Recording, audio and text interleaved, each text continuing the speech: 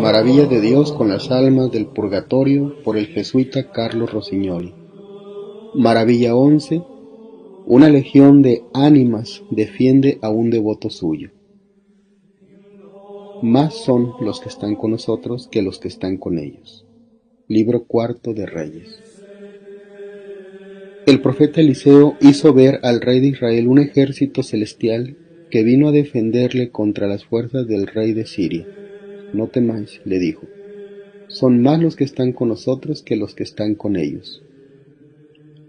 Este prodigio sucedido en la antigua ley le encontramos renovado, si bien carece de la infalible certeza del primero, pero en la ley nueva también hay un ejemplo, con la aparición milagrosa de bien ordenada legión de ánimas bienaventuradas para defender a un príncipe que con sus sufragios las había librado del purgatorio. Es muy sensible que el escritor que nos narra estos hechos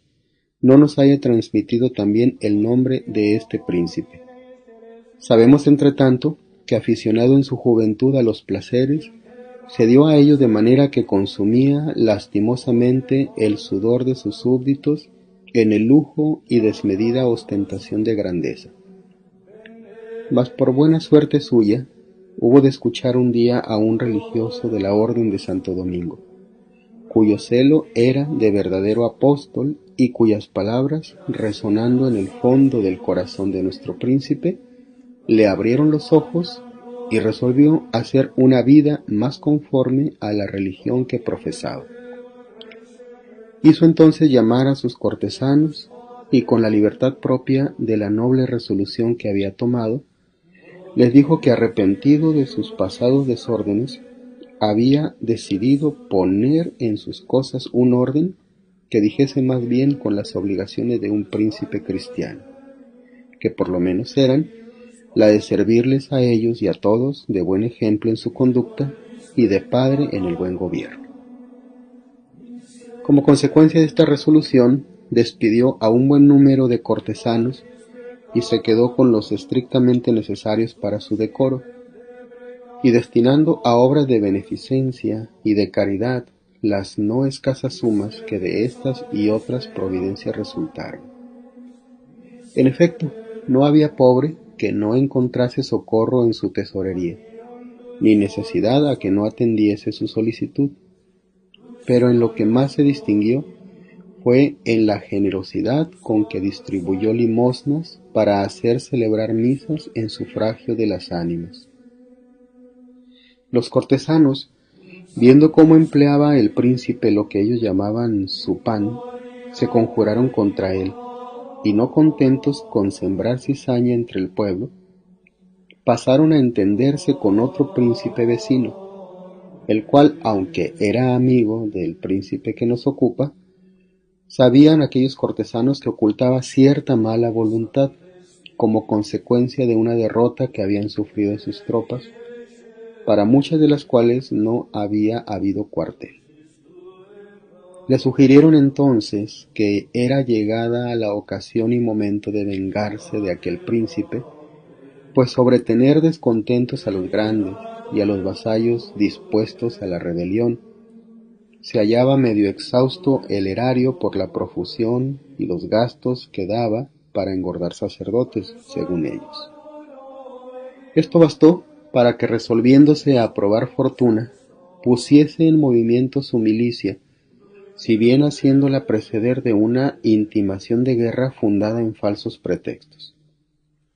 Sorprendido el buen príncipe de tan inesperada novedad, reunió sus consejeros y capitanes para tomar acertada resolución, pero estos tuvieron miedo de contestar, que no teniendo voluntad de oponerse al enemigo, tampoco había por qué discurrir sobre lo que se debería hacer. Le dijeron que tenía buen número de sacerdotes que le querían bien, que era mejor acudir a ellos y que con sus salmos, cruces y bendiciones derrotarían al enemigo con más facilidad que ellos lo habían hecho antes con sus espadas. Desamparado así el buen príncipe, al no tener el apoyo que esperaba, tomó la resolución de retirarse a una fortaleza y con los soldados que le quedaron fieles decidió defenderse, esperando un auxilio del cielo. Llegaba a ella el enemigo, y subiendo a un punto desde donde pudiera observarle, al mirar por todos lados, quedó sobremanera sorprendido de ver alrededor de la fortaleza y en el más bello orden algunas legiones de soldados magníficamente armados, y cuyos escudos, que resplandecían como el oro, estaban señalados con una cruz en color rojo. Desplegados los estandartes ondeaban en el aire, y la actitud toda que tenían era de tropas que venían en su ayuda. Sobremanera admirado de ver tan bello ejército, se resolvió a salir acompañado de alguno de sus soldados para ver por sí mismo qué cosa fuese lo que veía y que no podía comprender. Y mientras que se acerca y con gentil cortesía lo saluda un gallardo joven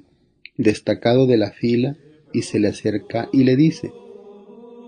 no tengas, oh piadosísimo príncipe, temor alguno de tu enemigo, porque he aquí, por disposición del cielo, mucho mayor número de amigos, libertados todos del purgatorio con tus oraciones y las misas que has hecho celebrar por tus sacerdotes. Y en el día del asalto será mayor este ejército, porque entre tanto irán otros muchos recobrando su libertad. Por demás sería decir así el consuelo que con esto recibió el príncipe, como el ánimo grande que infundió en sus soldados. El enemigo entre tanto se acercó, y su jefe, orgulloso por la superioridad de sus fuerzas, cantaba ya victoria antes siquiera de combatir. El príncipe, no creyendo ya deberse limitar a solo defender los muros del castillo, salió a encontrar a su adversario. Pero viendo aquel que por momentos iban creciendo sus huestes de aquel con tantas y tan bien dirigidas tropas, en tal manera y tan visiblemente, decayó de ánimo, que advertido por los suyos, espantados ya de lo que veían, simultáneamente retrocedieron, y acosados cada vez más del miedo, tiraron las armas, se desbandaron, huyendo cada uno por donde pudo. Entonces el orgulloso agresor hubo de pensar sacar partido humillándose. Envió mensajeros de paz, y en pos de ellos marchó él mismo a postrarse a los pies del príncipe ofendido, quien, como clemente que era, lo recibió con tal y tan atenta cortesía que pudiera disminuir en lo posible su desgracia como un príncipe derrotado, aunque no hacer olvidar la ofensa. Ambos alabaron y dieron gracias a Dios de los ejércitos por el favor dispensado, que era imposible desconocer, al paso que admiraron la prodigiosa gratitud de las ánimas con sus devotos, las cuales dejaron de ser vistas cuando ya no fueron necesarias.